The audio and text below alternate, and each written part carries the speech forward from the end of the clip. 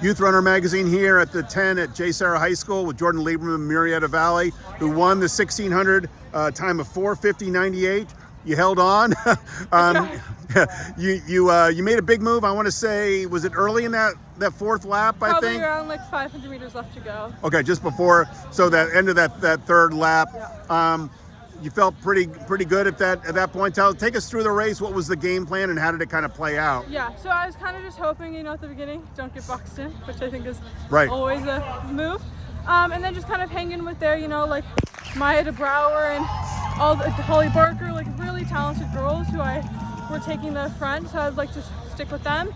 And I felt pretty good. So when I saw, here are the pace lights, this is where the race is at, let me just try to take it over right now, I feel good.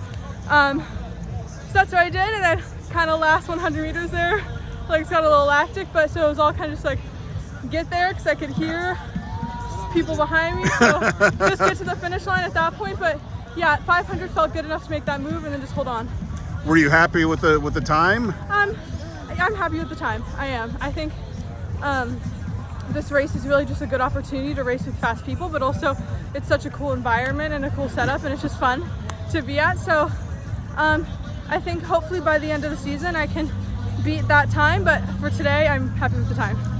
Do you feel like at this point now, are you kind of get a target on your back? I know there's a lot of great runners in these races, but you've obviously made quite a name for yourself, so a lot of people are like, oh, okay, there's Jordin. Keep an eye out for you. Do you think people are other of your competitors are really trying to keep an eye on you, what you're doing? Not to diminish what any of them are doing, but the fact that, do you feel like a lot of them are sort of gunning for you, or they're trying to, kind of, there's a real goal to beat you, I guess. Mm-hmm. I think when I think of those really talented runners, I just think more wow, I hope I can run as fast as them, and I hope maybe I can stay right behind them in the race. And so I think if it's not so much of a target, but more if I can be one of those girls who someone is also oh, let me try to stay right behind her because she can run those times, I think that would actually be. So you want to be among that elite group? Yeah, I think then that would be honestly a really big milestone. I wouldn't think of it as a target, but more as if I can be an inspiration to other people, or somebody that other people look up to the way that I look up to so many of the girls that were in my field today, that'd be pretty awesome. So yeah.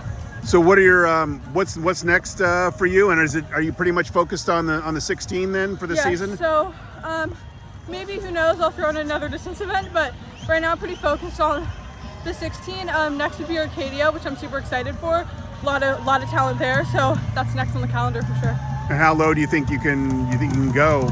I mean, you said hopefully you can break this some way. 450 in the 1600. I did 447 indoors at New Balance in the mile, so hopefully I can bring that outdoors and go sub 450. So that would be the goal. Yes. Arcadia wouldn't be a bad place to do that, right? It would right? not be a bad place. Definitely would be a nice place to do that. Yeah. All right. Thank you, Jordin. I appreciate it. Congratulations. Thank you.